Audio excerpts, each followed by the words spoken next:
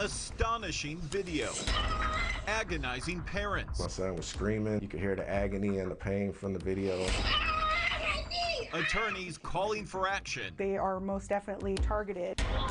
A sheriff defending his deputies. Racist cops and everything else. It is complete BS. And numbers now revealing how common handcuffs are in California's hallways. It's a bigger problem than just this single video. It's most definitely a crisis. The crisis for this 11-year-old black student with disabilities began one day before Riverside County deputies came to his classroom at Landmark Middle School. The report saying they were there to investigate allegations of him throwing a rock at a male and then 2 rocks at a female school staffer. One of them hit her hand and she was not injured. Let's go. The next day, the child, we'll call CB, refuses to go to the principal's office for questioning. You're going to go to the office no matter what. And 28 seconds later, a struggle begins. Snatched him up out his desk.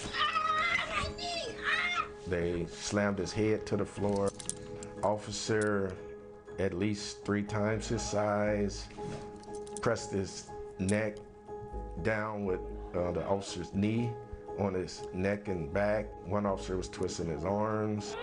Deputies then slap cuffs on those arms. No.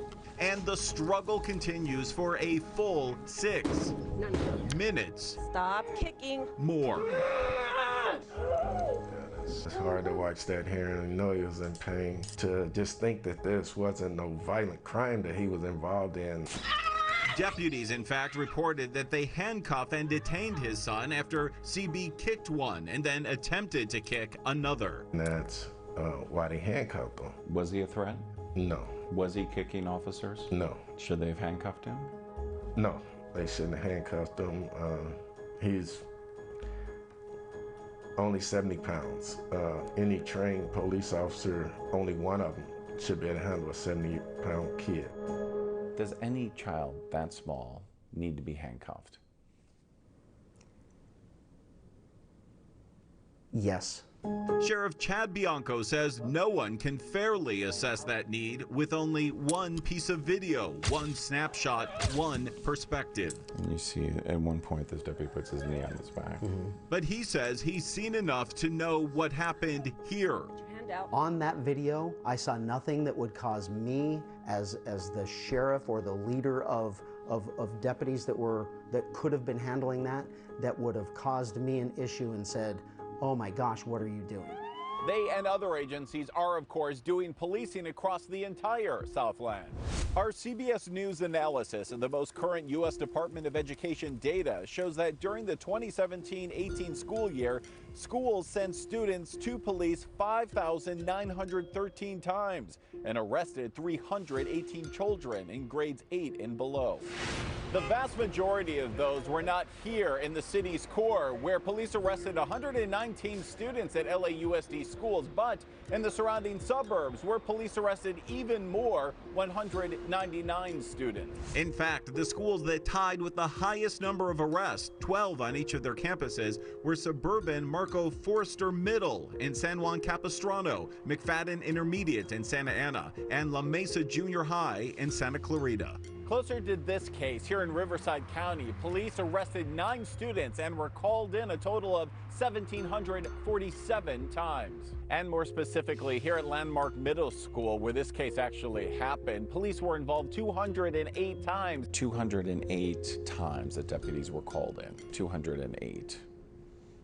Does that number seem like a lot? Anytime that's a response, we need to address it. We need to look into why. Is there a problem at that school? No. Superintendent Martin Rex Kedziora refuses to speak about this problem. Caught on camera at his school. You know, because there's litigation that we're involved in. The family has filed suit against him and the district, alleging excessive force, battery, assault, and negligence, saying the police presence there has a disproportionate impact on students with disabilities and black students. He's an African-American disabled student who has to navigate the world and school in that way. Was that a factor? Most definitely. I mean, the statistics show that he's at much greater risk of being a recipient of this kind of harsh discipline because of those factors. Nationally, the data does show police are nearly 3.5 times more likely to arrest black children, 1.5 times more likely to arrest Hispanic students, and more than 3 times as likely to arrest students with disabilities.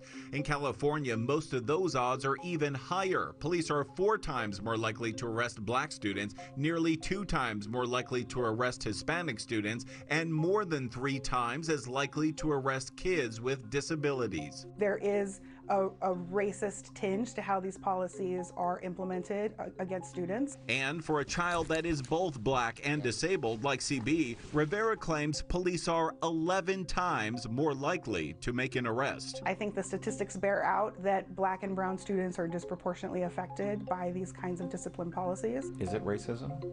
We think it is. Are your deputies racist?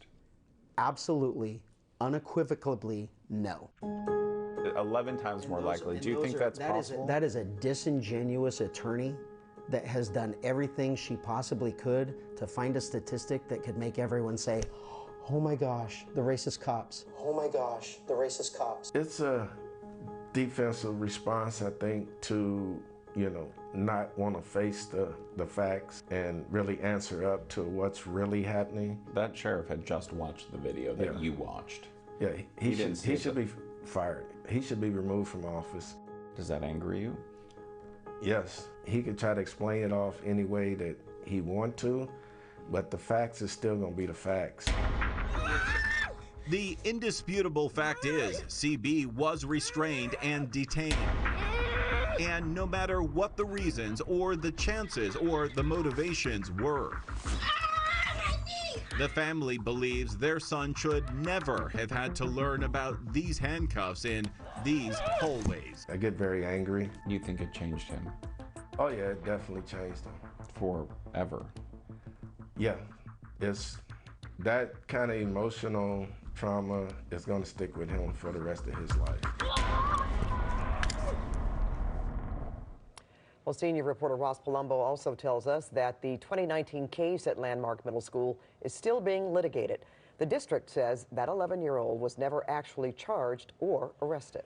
The district says that they are constantly working to improve all interactions with authorities and says that there was not a single arrest or police referral in the district in the 2020 to 2021 school year and no arrests so far this year.